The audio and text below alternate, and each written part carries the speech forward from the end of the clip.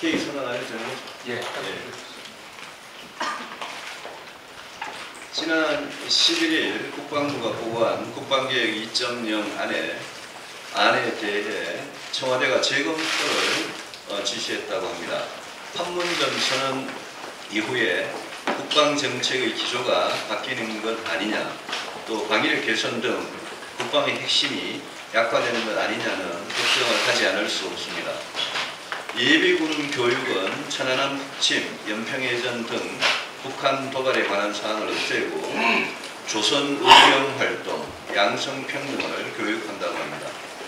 현역 군인의 교육도 북한을 주적이 아니라 대화 상대라고 교육하라는 지침이 내려가고 학교 안보 교육에서는 서해 수호의 날 교육을 권장하는 것을 중지한 그런 상태라고 합니다.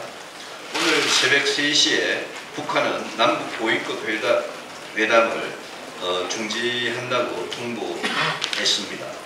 그러면서 11일부터 진행되고 있는 한미 맥스 썬더 훈련을 군사 도발로 규정하고 비판했습니다. 지금 미국 하원에서는 주한미군을 의회의 승인 없이 22,000명 미만으로 축소할 수 없도록 하는 새로운 국방수권법이 하원 군사위원회를 통과하고 있습니다. 이런 상황에서 판문점 선언 이것 하나로 마치 핵도 북한의 도발도 사라지고 벌써 평화가 다 온 것 같이 우리 스스로 무장해제하는 것은 결코 정상이 아니다라고 생각합니다. 최저임금위원회가 내일 5월 17일 첫 전원회의를 열고 2019년 최저임금 결정을 시작합니다. 최저임금위원회는 근로자, 사용자, 공익위원 각 9명씩 총 27명으로 구성되는데 노사가 의견이 충돌이 될 경우에 합의 도출의 중재 역할을 하는 것은 공익위원 9명입니다. 그런데 이 공익위원 9명 중에 고용노동부 1명을 제외하면 8명이 진보 성향이고 노동계고 문재인 캠프 출신 인사들이라고 합니다. 이들이 내년 최저임금을 또 급격하게 올리지 않을까 걱정입니다. 2019년 최저임금은 물가 상승률만큼만 올려서 실질 최저임금을 동결하자고 여러 차례 문재인 대통령에게 제안했습니다.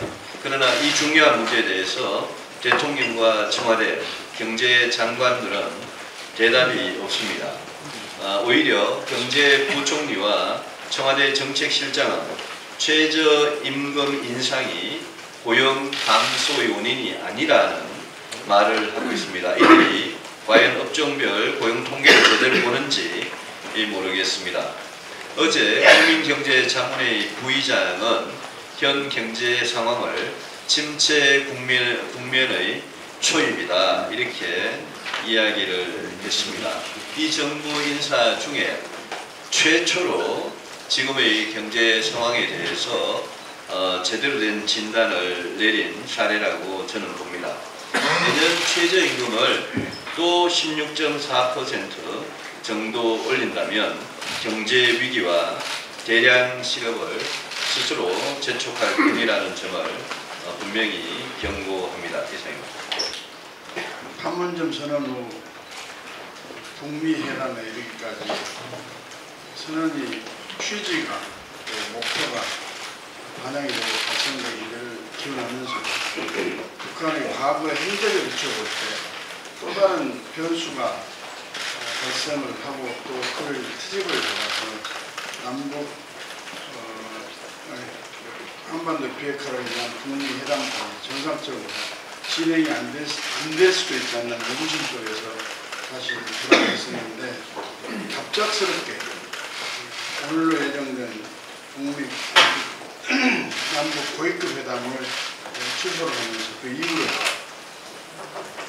이미 11일부터 맥선더 훈련이 진행되고 있었고 또 그런 상황에서도 남북 고위급 회담을 북한이 수락을 했고 또 그 전에 이미 북한은 한미 군사훈련에 대해서 양해한다는 입장을 취해왔었는데 갑자기 고위급 회담을 취소한 저희를 이해할 수가 없고 이것이 한반도 비핵화를 위한 북미 정상회담에 이르는 모든 과정에 또 다른 장애 사유 내지는 먹구름이 끼지 않을까 하는 우려와 불안이 가실 수 없는 것이 또 사실입니다. 지금 우리 정부는 남북 적통전화를 개설해서 김정은과 문재인 대통령이 금방 통화를 같이 이야기를 하고 하더니 아직까지 통화도 안 되고 있는 상황입니다. 또한 23, 4, 5일경으로 예정이 되어 있는 북한의 풍계리 핵실험장 폐쇄와 관련해서도 우리 남한 통신사와 방송사 8개를 초청하면서도 우리 정부 입장도 그렇고 미국 정부 입장도 북한이 한반도에서 전면적인 비핵화를 실천하겠다고 약속한 만큼 풍계리 핵실험장을 폐쇄하는데 전문가가 참여하는 것을 배제할 이유가 없다고 생각합니다.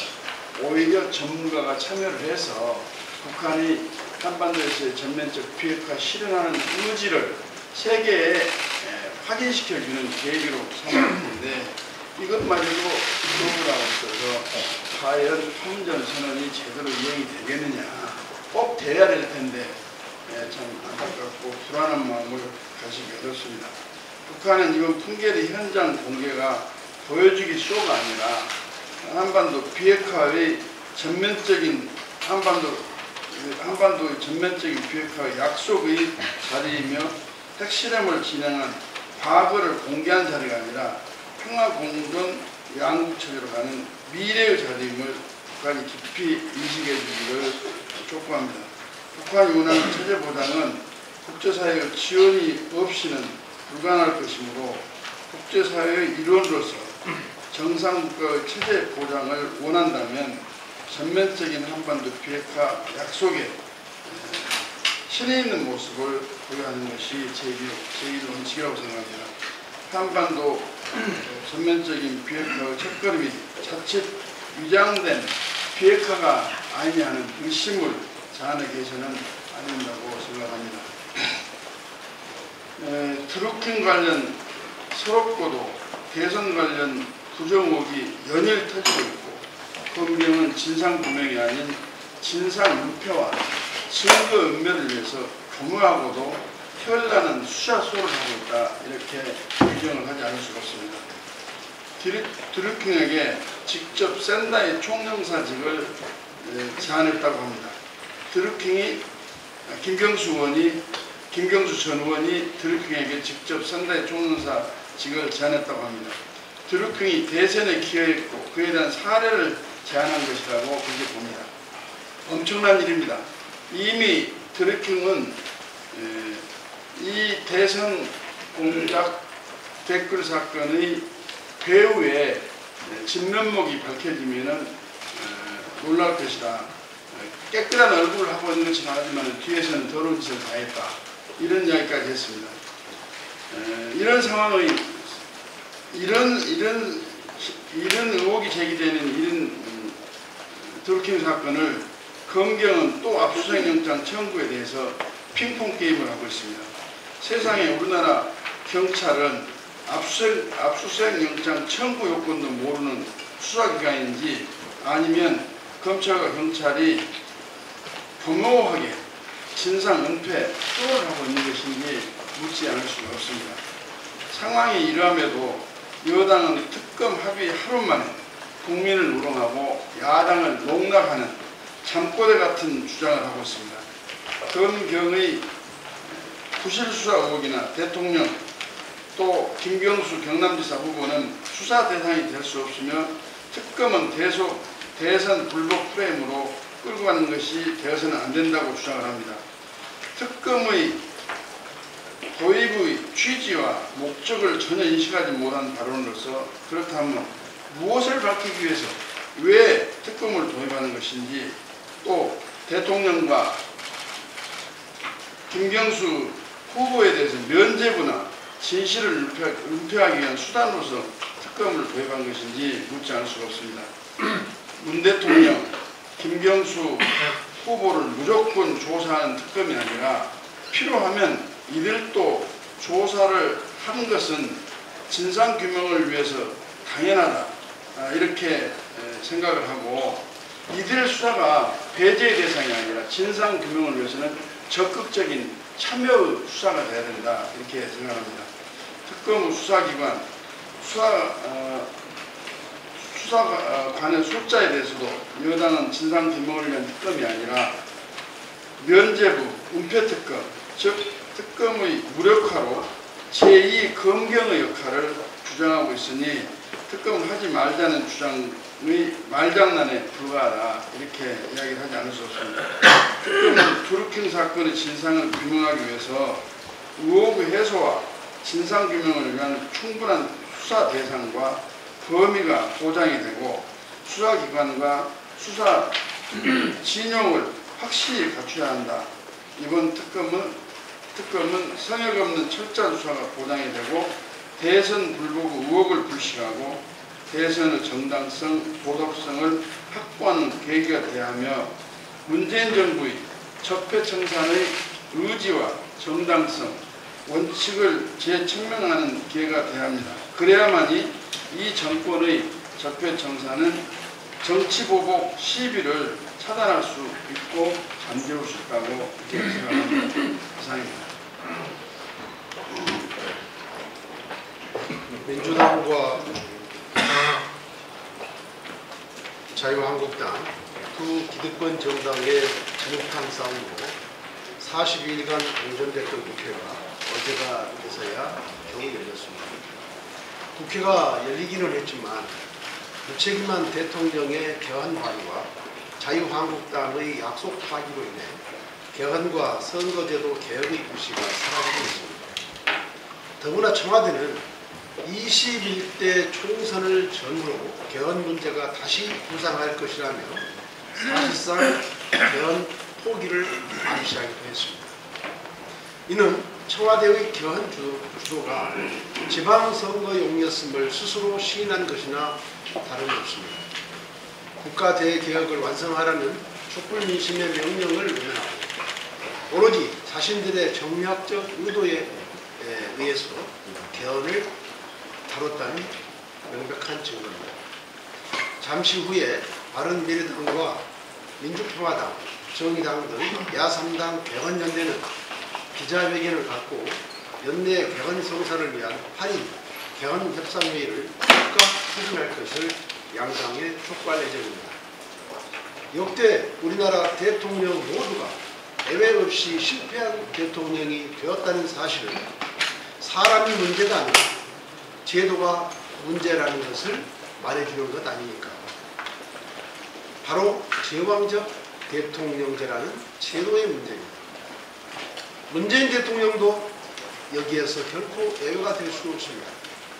문재인 대통령이 성공한 대통령이 되기 위해서라도 제왕적 대통령제를 청산해야 합니다. 국민 70%가 개헌을 요구하고 있습니다. 바른미래당은 국민의 준엄한 명령을 받들어 올해 내 개헌과 선거제도 개혁이 성사될 수 있도록 모든 노력을 다할 것입니다. 거대 양당은 개헌 및 선거제도 개혁 논의에 즉각 착수할 것을 다시 한번 강력하게 촉구합니다. 지난 14일 한국보건사회연구원이 공개한 보고서에 따르면 우리 국민이 불안을 느끼는 가장 큰 위험 요소로 미세먼지와 같은 대기오염을 가장 높게 꼽았으며 다음으로 경기침체 저성장이었습니다. 말하자면 민생과 경제가 1위와 2위로 꼽힌 것입니다. 2060년 한국은 대기오염 조기 사망률이 인구 100만 명당 1000명이 넘을 것이라는 예상과 함께 대기오염에 따른 사회적 비용은 20조 원에 달할 것이라는 보고도 있습니다. 이는 OECD 회원국 중에 가장 높은 전망치입니다. 그런데 문재인 정부는 미세먼지와 대기오염 같은 민생 문제 그리고 경제, 일자리 문제에 있어 뚜렷한 해결책 하나 내놓지 못하고 있습니다. 미세먼지 대책은 지난 9월 미세먼지 관리 종합대책을 발표한 것이 고작이며 경제와 민생 일자리는 아예 손을 놓고 있는 것이 아닌지 모르겠습니다. 문재인 대통령에게 민생과 경제 문제는 관심 밖의 일인 것입니다. 서울시 역시 3일간 대중교통 무료화로 150억 원의 국민 혈세만 날렸습니다. 또한 정부의 이번 추경안에도 민생 및 국민 건강과 직결되는 미세먼지 대책은 아예 들어있지도 않습니다. 바른미래당은 조만간 지방선거 공약 등을 통해 미세먼지 대책을 발표할 예정입니다. 지역별 맞춤형 미세먼지 조례 제정부터 시작하여 정화숲 조성, 초미세먼지 특별대책 수립, 감시체계 구축 등의 내용이 담길 예정입니다. 미세먼지 문제는 민생 중의 민생입니다. 문재인 정부는 지금이라도 땜질식 대처에서 벗어나 근본적인 원인 파악부터 제대로 시작할 것을 요구합니다. 어제 오늘 언론에서 안미연 검사의 동물 총장에 대한 수사 외압 의혹 제기로 관심을 가집니다. 저는 어제 오늘 이런 그 관심과 관련해서 더불어민주당에게 책임을 묻고 싶습니다. 우리 바른미래당은 통합 직전 각 당의 마지막 법안으로 안미연 검사의 수사 외압 의혹 제기에 대한 특검 법안을 제출했습니다. 하지만 당시 더불어민주당은 검찰의 수사를 지켜보자며 이를 거부했습니다. 안미연 검사의 수사 의혹 제기와 관련된 특검 법안과 드루킹 김경수 대선 댓글 조작과 관련된 특검 법안은 모두 사안에 있어서 정치 권력과 연계되어 있다는 점, 그리고 수사 지휘부의 수사 의지가 없다라는 점에 있어서 공통점이 있습니다. 이런 공통점을 가진 사안에 대해서는 수사의 공정성, 철저가 늘 문제가 되기 때문에 특검에 따른 독립적인 철저한 수사가 이루어져야 하고, 그런 부분들이 이미 법치국가인 우리나라에서는 법 제도화되어 있는 것입니다. 이런 정상적인 국가 운영의 시스템을 무시하고 더불어민주당은 이러한 특검 사안에 대해 해당되는 사안에 대해서 모두 반대하는 입장을 견지하고 있습니다. 더불어민주당이 이렇게 특검이 필요한 사안에 대해서 특검을 반대하고 있는 이유는 정치 권력의 당사자로서 수사의 유불리를 계산한 결과이고, 수사 지휘부에 수사 의지가 없음이 스스로에게 유리하다는 계산의 결과라고 생각됩니다. 더불어민주당은 정치에 있어서 계산을 하지 말고 국가의 정상적인 운영 시스템에 따라서 국가가 운영되도록 하는 책임의식을 갖길 바랍니다. 그러한 차원에서 18일 조속한 추경 예산안이 졸속 예산 추경안으로 처리되도록 하는 것을 방관하지 말고 18일 안미연 검사의 수사외압 의혹 제기에 대한 특검 법안과 드루킹 김경수 대선 댓글 조작에 대한 특검 법안이 상호 연계돼서 처리될 수 있도록 책임을 가지고 각 당과 협의를 해주시기 바랍니다. 이번 추경이 오늘부터 예결위가 시작된 겁니다. 그러나 작년 추경에 11조 원을 두고도 개선된 건 없습니다. 일자리 실업자 투입 126만 명, 청년 실업 9.8%, 경기 선행지수가 최악의 상황이 되고, 과연 이번 추경으로 과연 해결이 된다? 저는 그렇게 생각했습니다.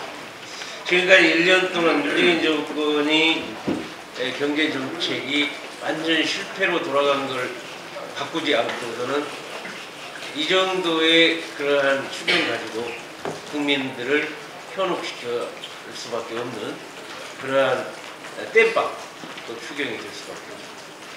지금까지 전 세계가 노동개혁, 규제개혁, 4차 산업혁명 시대에 맞는 혁신 성장으로 고도 성장을 진행시키고 있는데 단 우리나라만 꼭 이렇게 최저임금 근로시간 단축 비정규직 제로화 해가지고 과연 이러한 엇박자 정책을 계속 세워나가는 것, 이거를 저는 다시 한번 문재인 정부가 정신 차려 문재인 대통령에게 이런 말을 드리고 싶습니다.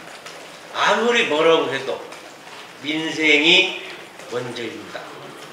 저희 바른미래당이 지금 창당한 지 3개월 진행이 됐는데 현재 민생 문제를 지역과 이념을 넘어서 국민성으로 국민 먹고 사는 문제를 해결하는 민생 실용정당으로 나가고 있습니다.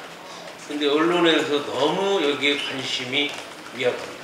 지금 민생특위 12민생특위를 만들어서 지금 5개 특위가 토론을 하고 우리 바른미래당이 그러한 우리 서민 경제, 서민 민생 문제를 그렇게 해결해 보려고 노력하는데도 관심이 없어서 내일 1시 반에 우리 민생 총괄 특위 위원장으로서 민생특위 12 민생특위를 발대식을 하고 아무리 지금 선거 기간일지라도 민생 문제는 뒤로 할 수 없습니다.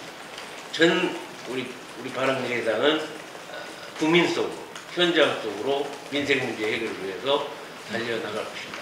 내일 1시 반에 민생 발대식 많이 관심을 가져주셨으면 좋겠습니다. 다시 한번 강조합니다.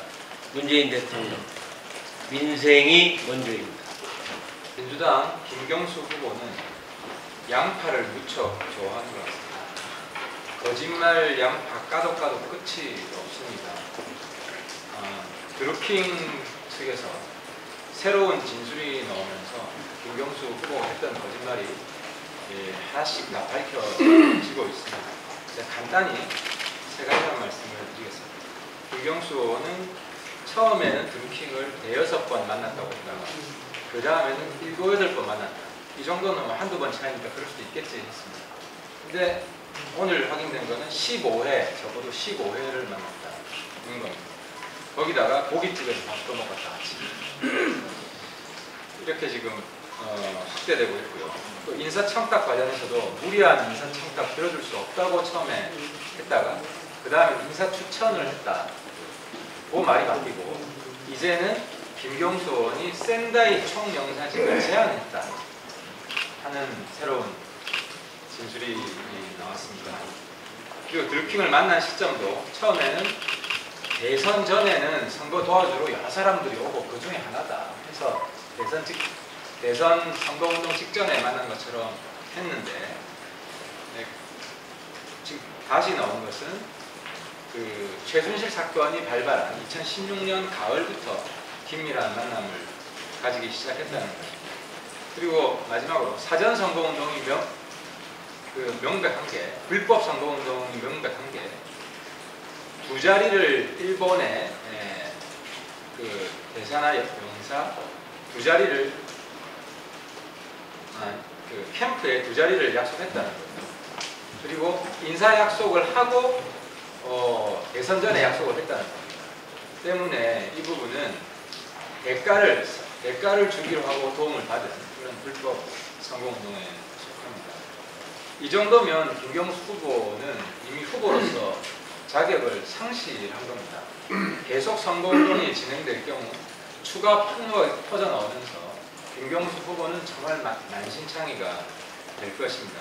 이쯤에서 후보를 사퇴하든지 아니면 양파 후보로 전국민적 낙인이 찍혀서 끝까지 선거를 뛸 건지 본인이 판단해야 됩니다. 그리고 마지막으로 경찰은 한 번의 소환으로 끝내려 하지 말고 즉각 재소환해서 추가 수사를 해야 됩니다. 맞습니다. 어제 문 대통령께서 청와대 수석보좌관 뒤에서 국세청, 관세청, 검찰이 참여하는 해외 범죄 수익 환수 합동조사단 설치를 지시했습니다. 이것은 적폐 중에 적폐이며 국민들로부터 환영받을 만한 일이기도 합니다. 대통령께서 말씀하신 것 중에 공정과 정의실의 관점에서도 반드시 뿌리 뽑아야 할 정말 높이 평가해도 좋을 일입니다. 그러나 최근 물벼락 갑질 사건을 시작으로 해외 재산의 고의적인 신고누락 500억 원대에 달하는 상속재 탈루 혐의로 수사 중인 한진그룹을 염두에 둔 것으로 보이기도 합니다. 합동조사단은 엄격한 잣대로 불법 여부를 공정하게 가려내야 합니다. 노블리스 오블리제를 앞장서서 실천해야 할 재벌기업의 재산 관련 범죄행위를 엄중하게 처벌하는 것은 물론 범죄행위로 얻은 단 100원의 수익까지 철저하게 끝까지 추적해서 환수해야 할 것입니다. 다만 악화된 국민 여론의 편성에 특정 기업 때리기로 변질될 경우 자칫 우리 경제에 심각한 부작용을 초래할 수도 있다는 점도 간과해서는 안 될 것입니다. 오늘 제가 말씀드릴 부분 중에서 이와 더불어서 더욱 중요한 것이 하나 있습니다. 최근 전직 메이저리저가 국적회복 소송에서 패소했다는 보도가 있었습니다. 미국 활동 중 미국 국적을 취득하고 병역면제 기준 연령인 38세가 되기 전에 소송을 제기했지만 병역 기피의 고의성이 인정된다는 법원의 판단이 있습니다. 아직 한반도 평화를 확신할 만한 어떠한 성과도 없는 유중한 안보 국면에서도 여전히 진료 기록을 유지하거나 해외로 도피하여 면제 연형이 될 때까지 귀국하지 않는 등의 방법으로 병역 면탈을 시도하는 사례가 빈번히 발생하고 있습니다. 또한 이중국적 취득을 위한 원정 출산과 합법을 빙자한 국적 이탈 등과 같은 해묵은 불법 병역 면탈 행위도 근절되지 않고 있습니다. 헌법에 명시된 4대 의무 중 하나인 국방 의무를 저버리는 것은 해외의 재산을 은닉하여 세금을 탈루하는 것 이상으로 심각한 불법 행위라는 것을 강조합니다. 재산은닉 범죄와 마찬가지로 병역 면탈 행위는 부유층, 사회 지도층을 중심으로 빈번히 시도되고 있습니다. 이는 불공정, 불평등한 대한민국이라는 국민들의 인식을 고착화시키고 우리 사회를 좀먹는 암과 같은 범죄입니다. 이는 국민임을 스스로 포기하는 행위이자 대다수 국민들이 가지고 있는 내 나라는 내가 지킨다는 자긍심을 정면으로 부정하는 것으로서 죄질이 매우 무거운 범죄 중의 범죄라고 규정해야 할 것입니다. 재산은닉 범죄뿐만 아니라 부유층, 사회층의 불법 병역 면탈을 샅샅이 조사하여 공정한 사회, 정의로운 대한민국을 실현해야 합니다. 이를 위해서 필요하다면 관계기관들이 합동으로 참여하는 조사단 설치를 검토함으로써 병역 면탈을 발본색원하고 일망타진할 수 있는 근본적인 대책을 마련해야 할 것입니다. 네. 어제 이낙연 총리가 문재인 대통령을 대신해서 추경과 관련한 시정연설을 하였습니다. 혹시나 했는데 역시나입니다. 예상대로입니다. 현재의 경제 상황과 일자리 문제에 대해서 너무나 안이한 인식을 하고 있어서 실망스럽기 그지없습니다. 거시 경제 상황과 관련해서는 정부에 유리한 극소수의 통계치를 거론하면서 우리 경제가 순항 중이라고 강변합니다. 중소기업과 영세, 소상공인들의 공분을 사고 있는 급속한 최저임금 인상에 대해서도 제대로 정착하고 있다는 현실과 철저히 괴리된 인식을 드러냈습니다. 괴리된 인식인지 알면서도 국민을 속이는 것인지 의심스럽습니다. 이 모든 것은 문재인 정부의 소득 주도 성장론의 결과물입니다. 이 허구적인 이론에 기초한 잘못된 정책으로 경제를 망쳐놓고도 경제가 좋다는 환상에 빠져 있으니 아연 실색할 따름입니다. 그런데도 장하성 정책실장은 최저임금 인상 16.4%에 의한 고용 감소 효과는 분명히 없고 국내 소비 증가는 뚜렷하게 보이고 있다고 자평했습니다. 분명히 뚜렷하게 잘못된 판단을 하고 국민 기만을 하고 있는 것입니다. 문재인 대통령은 추경을 요구하시기 전에 먼저 경제를 망친 것에 대해서 사과부터 하시고 장하성 실장에 대해서 거취를 고민하시는 것이 좋겠습니다. 특히 청년 일자리 대책과 관련한 예산 요구에 대해서 한마디 하겠습니다. 이 대책들은 청년들이 중소기업을 피하는 근본적인 원인에 대한 처방이 없어서 실효성이 대단히 의심스러운 게 많습니다. 국가 재난 수준의 청년 실업을 혈세를 퍼부어서 만들 수 없다는 것은 작년 하반기 추경에서도 이미 드러났습니다. 실패한 지원을 반복하겠다는 것, 바로 이번 추경이 6.13 지방선거를 앞둔 선거 지원이라는 것을 자인하는 셈입니다. 우리 바른미래당은 정부의 실수를 국민의 세금으로 메우려는 시도를 결코 허용하지 않을 것입니다. 시간은 촉박합니다. 밤을 새워서라도 눈을 부릅뜨고 실효성을 조목조목 따져서 혈세를 선거를 앞두고 물 쓰듯 쓰는 것을 반드시 막겠습니다. 이 정도 추경 예산이라면 쓸모가 없다고 정부가 스스로 포기할 때까지 따지겠습니다. 이상입니다.